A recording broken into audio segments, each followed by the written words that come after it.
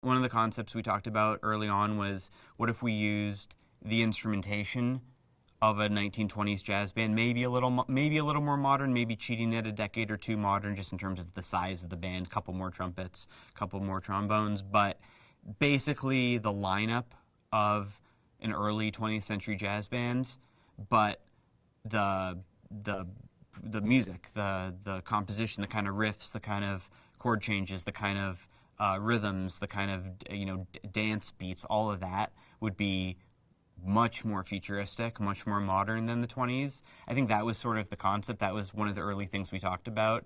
That was a way to thread the needle to keep us, enough, be enough to be believable enough in the 1920s, but still without being 20s music at all. Casting the musicians was really important. It's something I've never done before. In the past, I know a few musicians, but I also mostly just take whoever the contractor brings, and sometimes those players are perfect. But for this, there were just a few types of cues.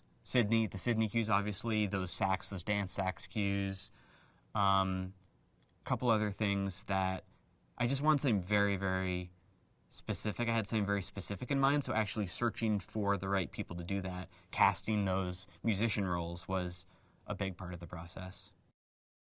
This is the most complicated score I've put together by far.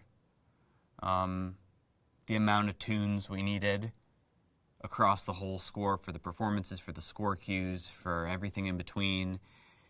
The layers, the amount of sessions we've done over the past year and a half at studios all over, the amount of players, the amount of options, the amount of, like I said, going and getting 5 different trumpeters to play this solo, all the world percussion sessions, all the sort of eclectic and eccentric percussion sounds and party sounds and circus sounds, and putting it all together, combing through it, finding.